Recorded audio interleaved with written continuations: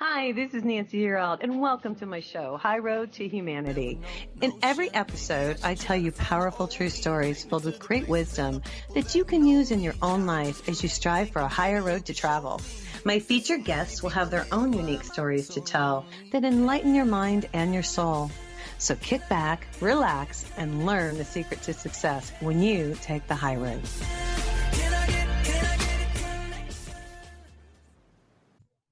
Hi, this is Nancy Yearout, and welcome to High Road to Humanity. And today we have a wonderful guest. Katherine Jegede is here visiting us from England, which is so awesome. And we're going to be talking about COVID-19 and the effects of COVID-19 on humanity. It's affected the world. So this is a subject, and we're going to talk about the kids and the masks and the whole thing. And so this is a really good show to share with your friends. But I'm going to do something a little bit different today. And this is mostly because I've decided to do this show to help humanity. I feel like I need to say something. And so at the beginning of each show now, I'm going to say, what is the state of humanity? And I'm going to bring something up that's going on in the world. And today I'm going to bring up human trafficking because I just Googled it. And crazy, you Google human trafficking, and guess what I pulled up this morning, you guys? This is absolutely crazy. So I'm going to just share this with you. This one is the headlines from CNN. Spa raids in resort towns spark outrage over Mexico's human trafficking problem. And listen to this in Cancun. Now, I've been to Cancun, and I know a lot of you guys have. And it says it was an unusual scene, especially for two Mexican cities known for more beaches and tourism.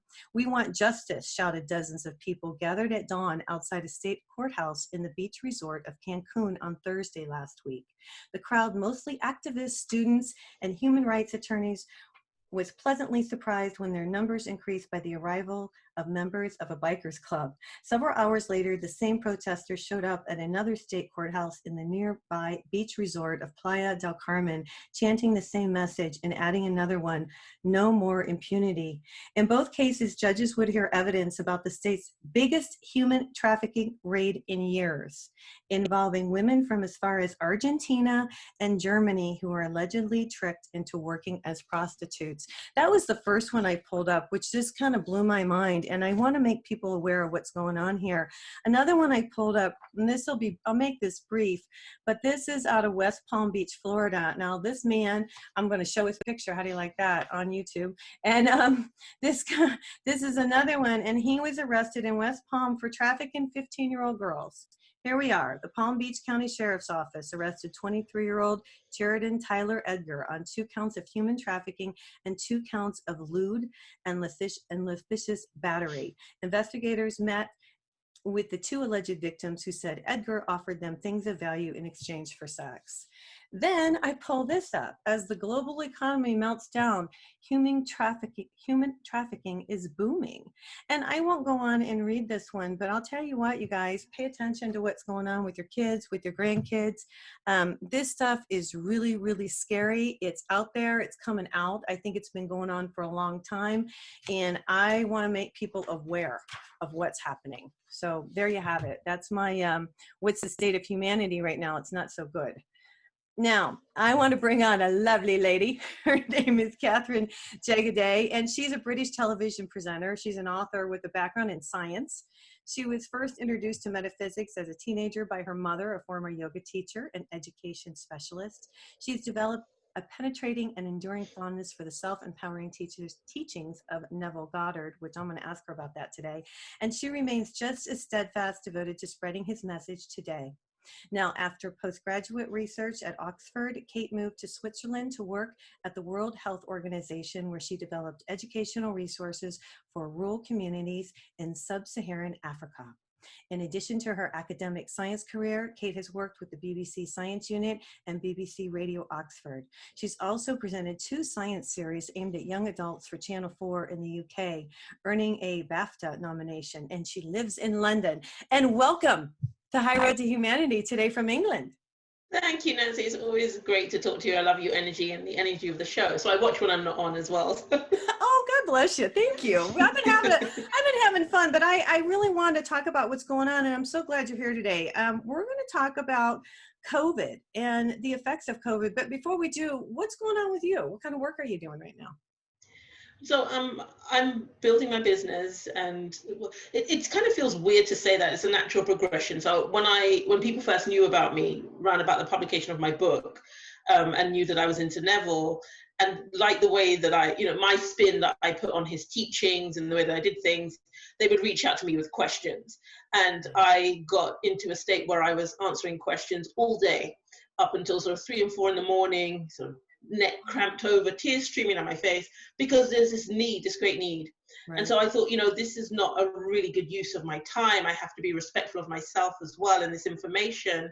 Right. And so what I decided to do was formalize the way that I worked with people. So I offer specific kind of coaching and that kind of thing. So I had developed my own set of techniques and methods, and I teach those on a one-to-one basis.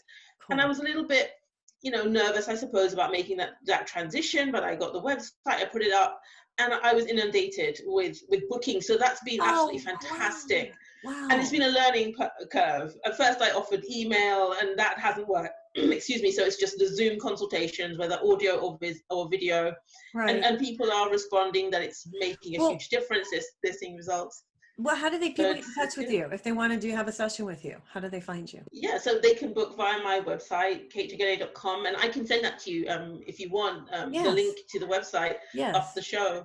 Yes. So so that's what I do mostly, and then I get contacted by different organizations that I've worked with. So I've worked with the police in the UK, and I'm going to be working with a team that are doing some research with UNESCO in September, and that's just on a consultancy basis, right? So they're looking at recovery from the dehumanizing effects of slavery, and how do people recover, and not only recover but thrive.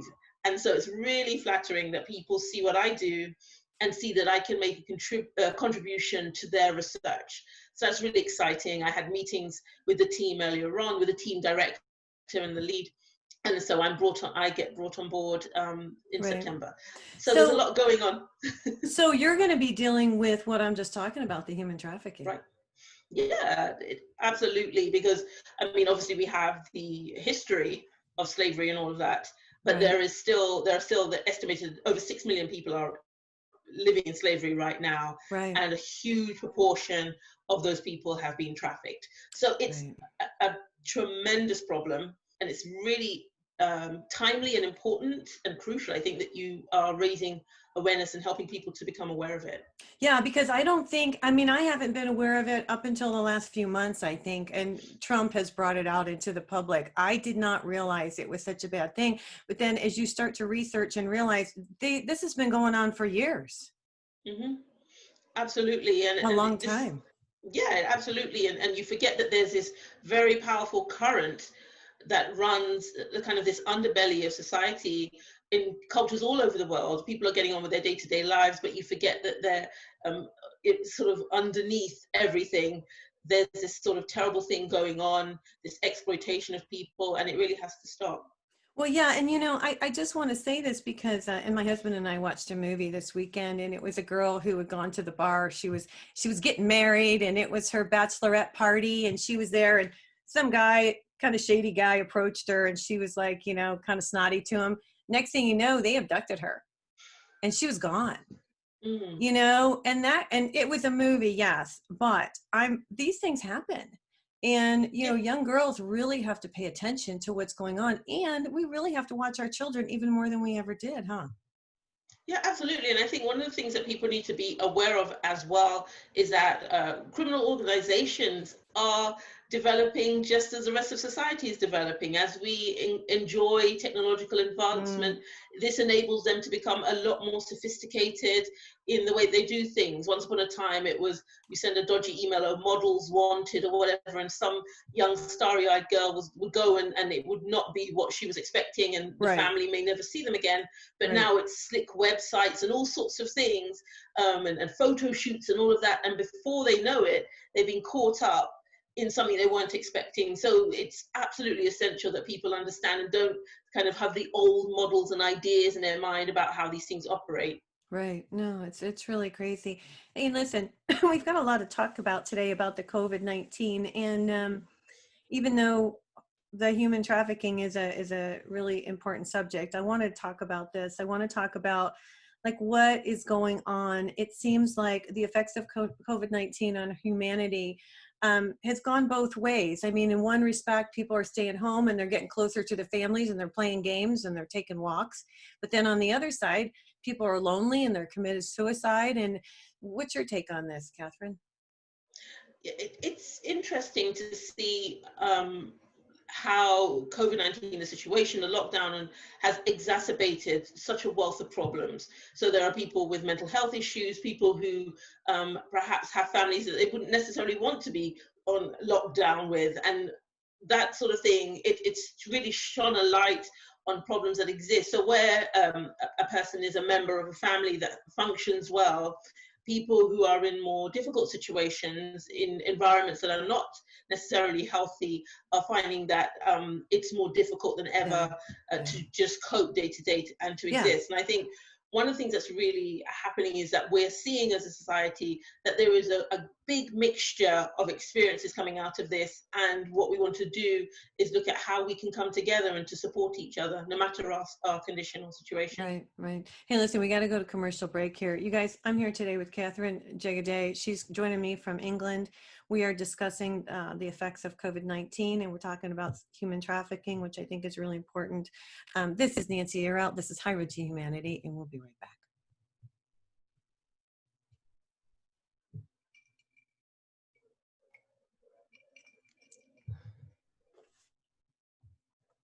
Hi, this is Nancy Yearout. This is High Road to Humanity. I'm here today with Kate. Can I call you Kate? Yeah, that's my Everybody preferred name. Kate. Katherine.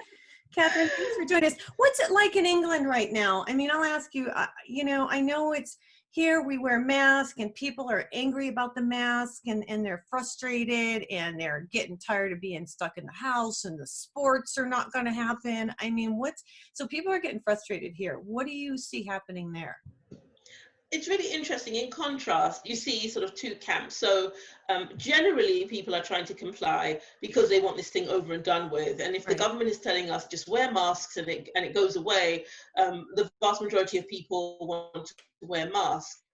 Then there are much younger people, teenagers and things like that, who want to party and hang out with their friends and who perhaps don't want to wear masks. I think it's encouraging that you go into supermarkets and places like that and everybody has a mask. Right. Right.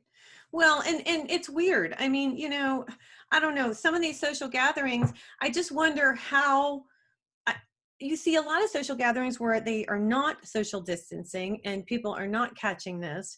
Then you see, you know, people who are wearing the mask in the hospitals, in the facilities, you know, if you have to go to the doctor, that are wearing them, and it seems to be helping. I don't know. It's kind of a toss up on this, isn't it?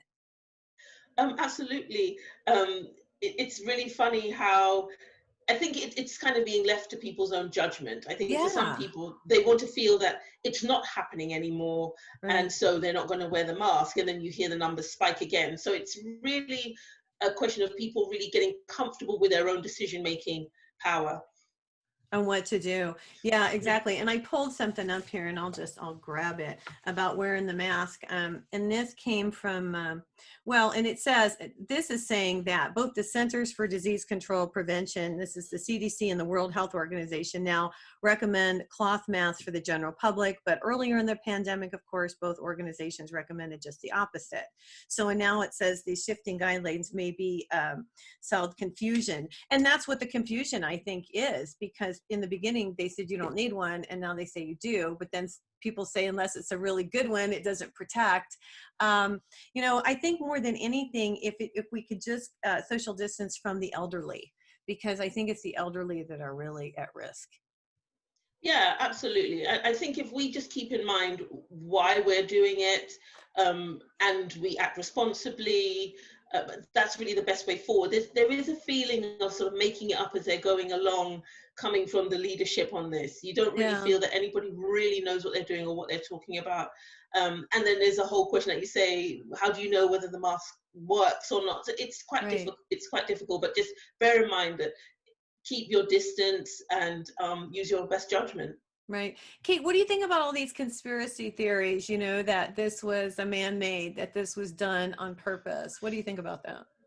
I personally feel that we haven't been given all the information, just on what I know from science and the way that pathogens are transmitted from animals to human beings. I'm not confident that the information we were given about the origins of this particular pathogen and the way it Right. was transmitted is complete. Well, and I agree with that. And I pulled some information about that. And, you know, it's crazy. It says more than 200 countries, regions have reported confirmed COVID-19 across the world. And it's just amazing. And then there was another thing that I looked at, well, and then it talks about how it got transmitted to begin with, you know, over in China. And it's just some scary stuff. You know, I want to read really quick an economic what it's done economically, the effects of COVID-19. And I pulled this up and it says forecast globally, economic growth is down from 3% to 2.4%. And to put this number into perspective, global GDP was estimated at around $86.6 trillion in 2019, meaning that just a 0.4% of a drop in economic growth amounts to 3.5 trillion US dollars in lost economic output. And that's from Statista on June 26, 2020. So it's just killing. What's it doing over in England? It's interesting. We're such a small country compared to the United States, so the Yeah, impact isn't going to be as large. And there has been a lot of government help and support. So we right, haven't heard the kind of horror stories like mass evictions or people facing the prospect of living in their cars. right. Certainly, people are affected negatively. People are losing their jobs, but for some reason that's not the lead story in the news, so it's hard to gauge. You can only really go through your own experience. So as I walk through the village where I live, I see that a lot of stores, including our main village supermarket, has closed down. Oh, So it wow. definitely is having an impact. There are only a couple of stores that remain, and it's really kind of what's going to happen now. It's a ghost town. We have to sort of get in the car and go further away to do shopping and things like that. Right. So it definitely is having an effect, but you don't get a sense of that on the street. You don't get a sense that people are weighed down financially or that they're necessarily terrified. It might just be me where I am, you know, I'm in a bubble, I Right, don't right, know. right. But I don't know that it's having the impact that it's having in a place like the United States. Yeah, and it is. Well, and here's the thing. Here's what's happening that I see here in the United States is that everybody's ordering their food from from the big stores, you know, Sam's Club, Costco, the larger, you know, stores, or even Mm. Walmart, for example, and they pick them up or they go in. But the smaller stores are closed, just like you said. The mom and pop stores are closed. So the big box stores, and it was even on the news, I think this last week, that you know, Sam's Club and Costco and Amazon and all these different places that are huge have gotten even huger Mm-hmm. because everybody is buying. You know, it's so easy to go onto Amazon and order your groceries, or go to the big pet store and order, you know, all your stuff, and it comes and it's like here immediately. You know, I ordered coffee from Sam's Club and it was here the next day. Mm. So it's gotten so convenient. It's like the big stores are taking over and the little stores have just gone by the wayside. And so the same thing with the restaurants here. A lot of the restaurants are closed. You can only go like drive through here. Can you do that there? What's it like there in England? Do you have just drive Yeah, through? so we have a recent initiative where our chancellor, I guess, would be your treasury secretary or something. Right. He's trying to get people back out onto the high street and eating in restaurants and places again. Okay. So he does this thing where they pay part of the bill if you go and eat out. So Oh, they're wow. really trying, but people are finding that the experience is a bit weird. You know, you have to social Yeah. distance, and there's these plastic screens, so it's not quite the social experience that you want. But I think they're figuring it out, and they're looking for a way to really save restaurants. And it's so sad to see people losing their livelihoods in that way. And I hope we figure it out. Well, no, I do too. And, I pulled something up from the Mayo Clinic talking about stress management. And we'll talk about this a little bit too. What we can do spiritually. I had written that down about the COVID, but it says, I'll read a couple things here really quick from the Mayo Clinic. It says, feel a sense of purpose, cultivate your spirituality, may help uncover what's most meaningful in your life. And I think that's something that we've all kind of, realized staying home. We started to become more spiritual. I don't think that was a mistake. I think this happened for a reason. Absolutely. And we went through a time where, like you say, Amazon and all of this, we could have anything we want. I myself was guilty of it. I would just sometimes, if I didn't really have much to do, I'm just shopping online and not really thinking about the fact that this is kind of consumerism run amok. But everybody's having to think about finances now, and you can prioritize, look, what do I need? What's important? You can make more important decisions about what helps the planet and what hurts it. So I don't think it was accidental. I think it was a very necessary adjustment, and it's really important that we focus now on what's important for all of us as a global community. Yeah, and the spiritual part of it, we'll talk about that a little bit more. I wanted to mention schools reopening, because every state here in the United States is doing something different, and it's just been crazy. And the kids have been at home, and it's driving the parents nuts. I know that because I've talked to my daughters, and she loves her, I love my grandkids and she loves her kids, but it's just too much. And so some of the schools are opening, some are opening part of the time, some are doing online. What do you see happening over there? What's going on there? So it's been quite interesting. My sister's children, they were going to school one day a week, and that seems to have dried up. They were doing things online and trying to kind of gauge what's happening. But with parts of the country seeing a rise in cases, they've gone into complete closure again. Right. So like you say, on a much smaller scale, we're having this kind of inconsistency across the board. So I believe that the government has said, okay, we'll leave it until September, but they're trying to really help parents get into a mindset that their kids are going to be safe. For instance, children are not mandated to wear masks anywhere in any space. So okay. I think that's part of the conditioning of helping people to understand that, no, it's going to be perfectly safe to send them back in September. Well, yeah, and I pulled this thing up. This is from Science AAAS yesterday, and it says, for families eager for schools to throw open their doors, the tale of a 9-year-old British boy, here you'll love this, who caught COVID-19 in the French Alps in January offers a glimmer of hope. It says the youngster, infected by a family friend, suffered only mild symptoms. He enjoyed ski lessons and attended school before he was diagnosed. Astonishingly, he did not transmit the virus to any of the 72 contacts who were tested. His 2 siblings didn't become infected, even though other germs spread readily among them in the weeks that followed. So this is encouraging. Yes, absolutely. This is encouraging that the kids. Children. Yeah, right? All right, listen, hey, yeah. We're going to another commercial break. We'll be right back. And we're with Katherine, and we're going to talk more about the COVID and how it's affecting humanity. This is Nancy Yearout. This is High Road to Humanity, and we'll be right back.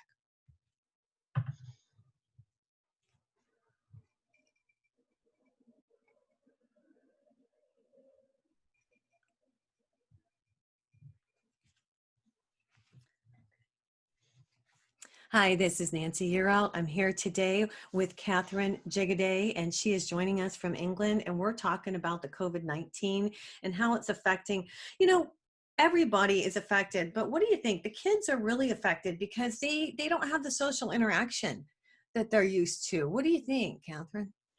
It's really interesting. So I'm sure, children who are isolated are going to feel it a lot. My nephews and nieces, for instance, live in a community where there are lots of children their age, so they're all playing together. So they're still and loving the fact that they're not at school. Some of them. Okay. But for children who are isolated, I think it's going to have a really significant impact, particularly when it comes to them going back to school and reintegrating into the system and getting used to their friends and all of that.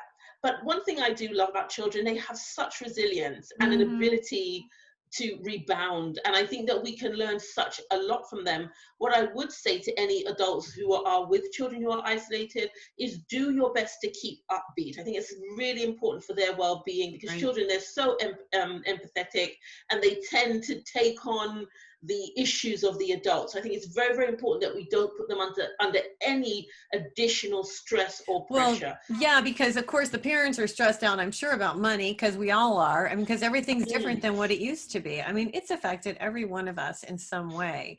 And mm. yeah, it's hard. Maybe if you have that conversation, not in front of the kids, because yeah, they are kind of stressed out. I think they'll be excited to go back to school when they finally are able to go back to school. And I think it will be good. I don't particularly agree with the online teaching so much. I don't think they learn very well. What do you think? What's your opinion on that, Kate?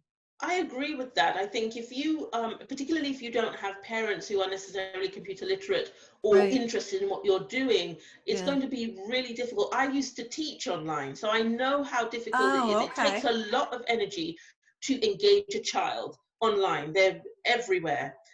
And if it's just a recorded message, like so many of the children were getting from the teacher, a Right. recorded lesson, and if your parents are not there, saying, are you looking, are you noticing, are you understanding, then for me it's a waste of time. It's not Mm-hmm. going to do anything for them. So I think going back to school is absolutely the best thing for them. I agree. I agree. And it's funny, my daughter has she has the opportunity to send her kids. She's like on the borderline of one school that's not going to open and the other one that's going to, and she said, I'm going to send them. And she said, mostly because they need that interaction and they need to go. And it gives her peace of mind too. It's a win-win Absolutely. all around when the kids go to school, so I'm glad. And I don't think, in my opinion only, I don't think they are as susceptible to the COVID-19 as the older people. And I think that's been proven. Yeah, absolutely. I agree with that 100%. Children are incredible. I hear you. I hear you. Hey, let's talk about some of the spiritual aspects. I pulled up all this information that I thought was really interesting. This is from the Psychiatric Times. Do you love that? And this is a recent survey sponsored by the American Psychiatric Association. Anyway, it says the Department of Health and Human Services resource for faith-based leaders assisting their communities to manage their challenges COVID-19 presents to their faiths and lives. Now listen to this. Importantly for our topic, DHHS cites research that 1 in 4 people who seek help for mental health concerns turn to faith leaders before they seek help from clinical professionals. I thought that was pretty enlightening. Those are, Absolutely. yeah. Are people getting closer to God? What do you think? Yeah, absolutely. I was in a seminar on just that subject, an online seminar. It was several hours and it was really exhausting, but it was so interesting and enlightening to see that people are looking for a more holistic response, because there is a lot going on, a lot of internal reflection. So it's not just about the medical side of it, it's the psychological and, as you say, the spiritual, and people really learning about themselves under these conditions, and they Yeah. want to find a way to remedy themselves, to feel better about themselves. I think if you're somebody who's busy all the time and you don't have a lot of time to actually reflect on who you are as a person, we've Mm-hmm. all been given the opportunity to do that under these circumstances, and people may Mm-hmm. not like what they see, and so they're going to look for a way to recalibrate and then to Mm-hmm. move forward.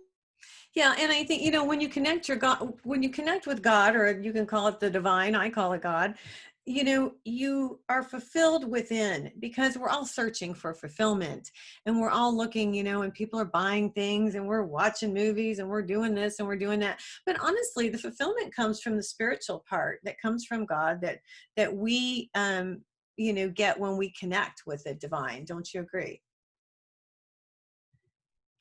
I think I might have lost Kate for a second here, because she's in England and I'm here.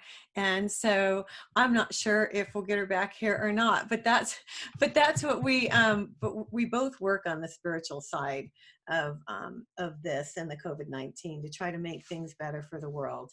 Another thing that I saw was, on the stress management side of the Mayo Clinic, was to connect to the world. And it says, the more you feel you have a purpose in the world, and I like this, the less solitary you may feel, even when you're alone. Um, Kate, are you back with me? I am. I do apologize. I'm not sure what happened. No, that's okay. I lost you there for a second, but I was reading a little more of the Mayo Clinic, and it says when people connect to the world and they feel they have a purpose, then they feel less alone. Can you talk about that? What do you think?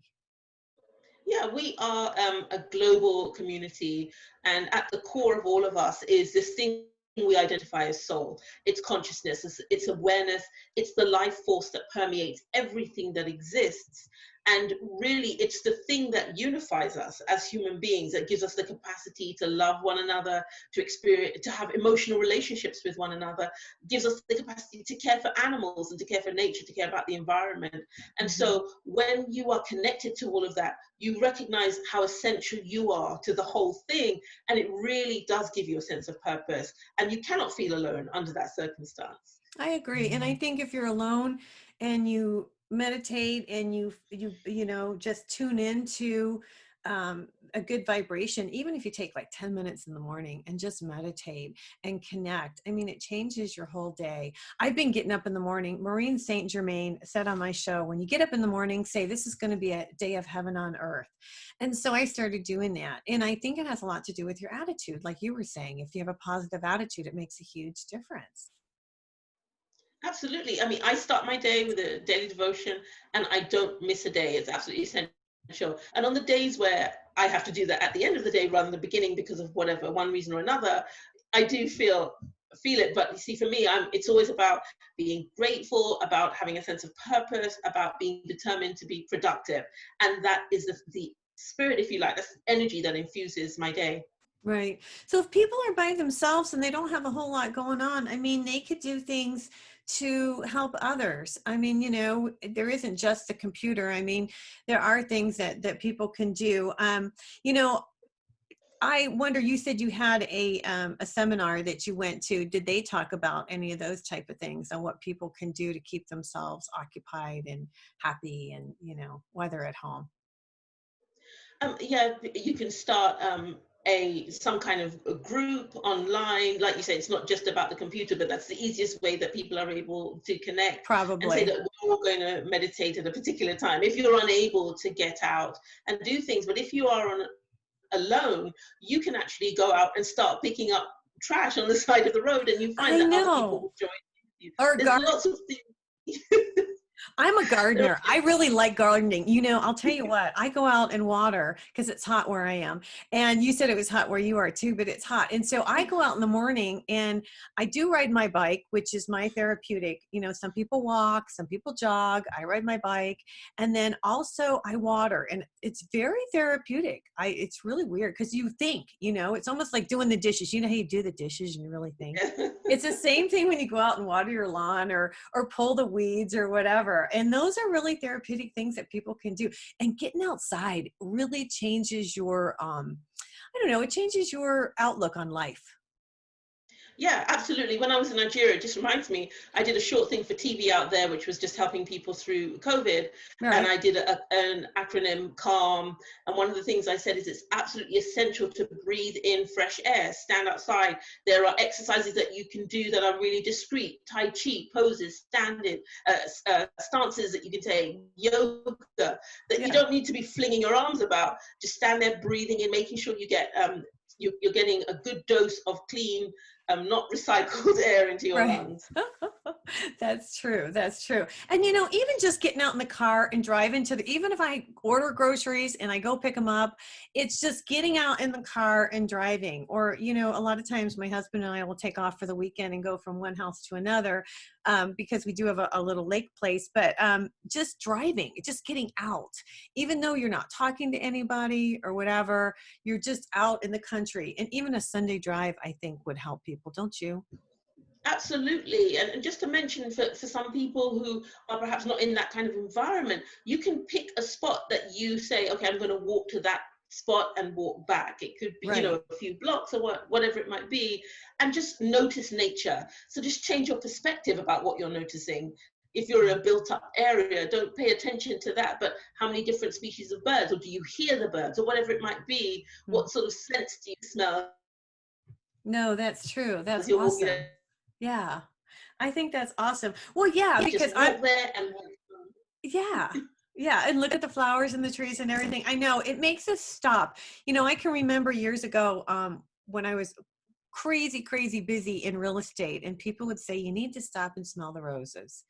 And it's Mm. absolutely the truth, because we all get caught up in our busy lives, and we do have the time now to kind of stop and smell the roses a little bit and see what's important. You know, we're only here for a short period of time, and gosh, maybe we should look and see what can we do for somebody else that may make a difference in their life, you know? Yeah, I mean, we've been given this time of reflection, and I think it's really important that we make the most of it. And as you've already alluded to, Nancy, there's so many different ways in which we Yeah. can do that. Yeah. Hey, listen, we got to go to commercial break. You guys will be back here in just a second with Kate Jegaday, and she's joining us from England today. This is Nancy Yearout. This is High Road to Humanity, and we'll be right back.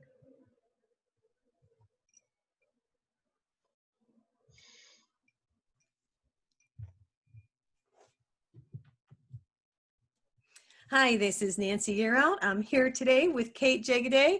We're talking about the COVID and what we can do to de-stress and to feel better and to not let it affect us so much. Kate, you know, you're a big avid or big a fan, I guess I should say, of Neville Goddard. And I asked you, when we were talking about the show, I put on there a question for you, you know, what would Neville think about this situation?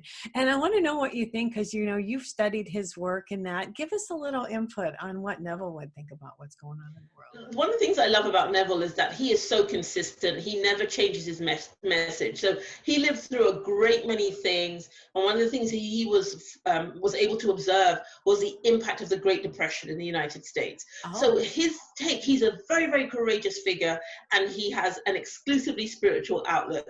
So his thing is that at any given time, things are exactly as they need to be.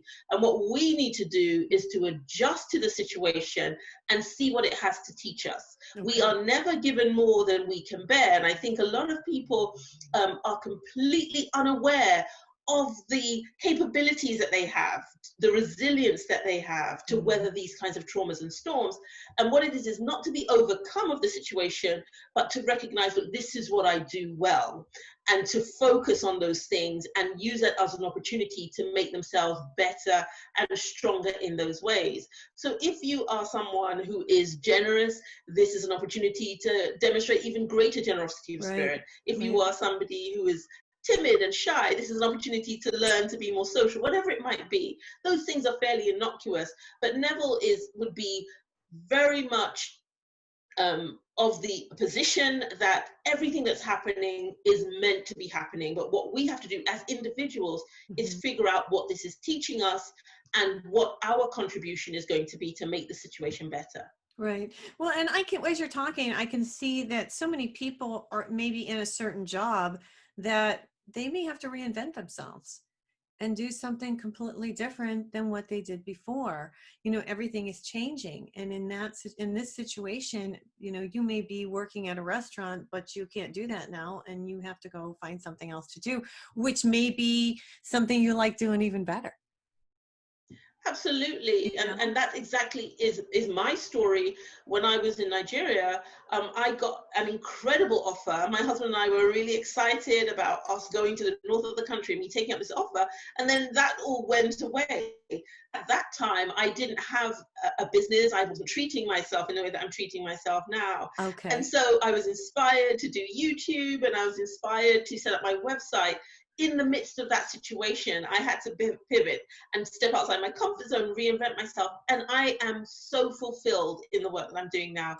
And Cool. it's so rewarding. So it did. That's exactly what happened to you. Isn't that crazy? Yeah. Yes, And people will absolutely. say to me, aren't you bored? And I work out of the house. So I'm not bored. I'm still doing the same stuff I was doing before. And I don't know. I do feel, though, an even stronger need to get this spiritual message out to the world with everything happening, though, Kate. I really do. I just really feel like people are lost, and they need to Yeah. connect with, you can call it spirit, you can call it God, the divine. They need to connect. And, you know, organized religion just isn't cutting it anymore. And I think people, you know, just really need to start to connect and pray and meditate, and it will make a huge difference for all of us.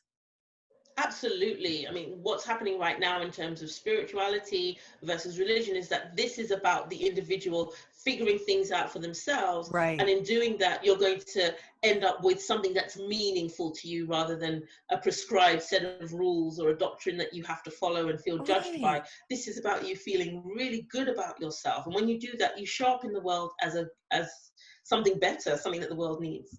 Right. I like the no judgment thing because yeah, we got to get rid of the whole judgment thing and just love people for who they are. It may sound like 60s ish, but yeah, you're like, oh, the love thing, but it's true. It's really come down to that. I've had so many different people on my show and they always say there's love and there's fear. There's only the two. So you either go with Hmm. love or you go with fear. And yeah, it is making people start to realize what's important and why are we here? And people are starting to think, what's my purpose? And the other thing I think is really cool that maybe people are starting to wake up and realize that what we do here does make a difference. Yes, and like you say, what's my purpose? The beautiful thing is that we all have one. I And know. so once you discover it, but this is the thing, like people really don't realize that because they're judging themselves based on what someone else is doing. Or on the outside world, like the material world. Exactly. Yeah. Exactly. And now, with all of those things stripped away, it's an opportunity for you to recognize that this is what you do best and this is what you are supposed to do. And you will get that feedback. You will feel rewarded, you will feel fulfilled, and it will feed you literally and figuratively. That's true. That's true. And you can tell if somebody's happy or if they're not, and this is a really cool time. I know it's terrible for a lot of people who have passed away. And let me just say that. And I know I really feel bad for the elderly because it's affected them so greatly. And people who did have health issues, it just like pushed them over the edge. It's been a horrible, horrible situation, but it's also given us the thought of, how precious life is. We always take life for granted. I know you hear this a lot, but it's Mm, true. We've been given this gift to be in these bodies, to experience life, and we just take it for granted. And we look, on the outside, and it's so nice to see people starting to go within, don't you think? yeah, absolutely. I work with some people who are much older in their 60s and their 70s. Hmm. And one of the things that they're saying is, well, they're coming to the end of their life. They don't know where to turn. And I'm saying, Hmm. if you start focusing from this moment on the fact that you're alive and I you really shift know. to this position of gratitude, you're going to enjoy your life as though you've always lived productively, as though you've always been satisfied with what your contribution has been, and you will be a gift to the world for the rest of your life. And it's Right. wonderful getting that feedback that, wow, my relationship with my family is changing and Wow. this and that. So it's been incredible. Yeah, and I will say that when you are joyful, then you don't have to worry as much because that energy, that joyful energy comes to you and you're in a joyful space. The more it's like anything else, the more joy you produce, the more joy you have. That's how the universe works. Hey, we don't have a ton of time left here, but Kate, talk a little bit more about the work that you're doing and how people can find you and because I find it really interesting. Oh, okay. So, as people know that I'm very much in tune with the work of Neville Goddard, I love that. And so what I have done over the years, the decades that I've been using his work is developing a system of meditations, of techniques. And when we talk about manifesting, that's a term that's popularly used, but it's about actually self-transformation,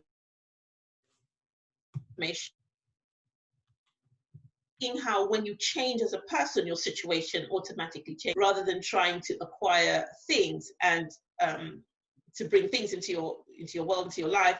It's about you being a particular person and altering your experience. Sorry, it Now, froze yeah, for a we sec. froze there for a second. We guys were on YouTube and she's in England, so we froze for a minute.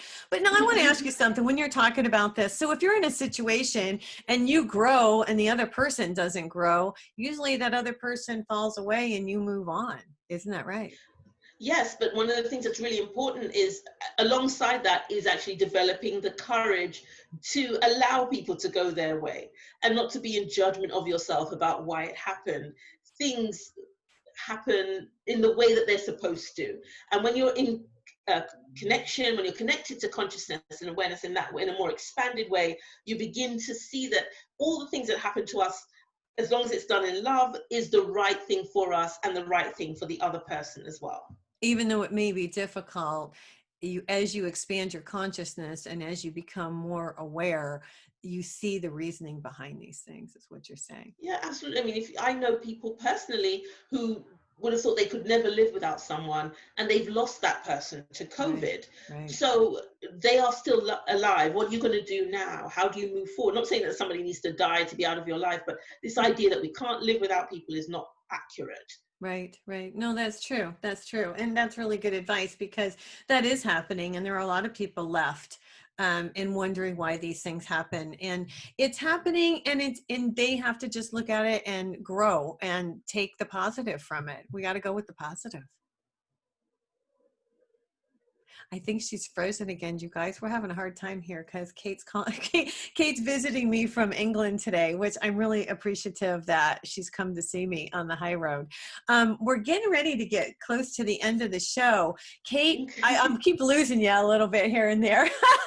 I'm so sorry. No, I'm so glad you came. And you said it's hot there today in England. Yeah, huh? absolutely. We're having a heat wave. Okay. We'll get a storm in a couple of days and we'll get back to normal. Now, are you guys watching our election over here? Are you paying attention to what's going on with Trump? Personally, I haven't. Oh, that's good. I find it so entertaining, and I hope that's not offensive to anybody. I know it is real life situations, but it's such a spectacle. It's incredible. It's so different from what we have here, very kind of boring and plodding along. So I definitely will engage as the contest heats up. That's great. Well, listen, we're to the end of our show, but Kate, tell everybody how they can get in touch with you again. So the easiest way is via my website, katejegede.com, KATEJEGEDE.com, and there's a contact me form on the Contact Kate page. Perfect. Kate, thanks for coming on the show. You're just, I love it. God, you're joyful and you're upbeat, and it's just great to have you here. Hey, you guys, this is Nancy Yearout. This is High Road to Humanity, and we will see you next week. Hey, you guys, join me next week on The High Road for more stories filled with wisdom, love, and hope for our future. Have a fabulous week, and know that by staying on the high road, you will make it to your destination. Visit my website, nancyyearout.com, where you can book a private session to learn how to tap into your own abilities. And check out my YouTube channel. It's Nancy Yearout's High Road to Humanity.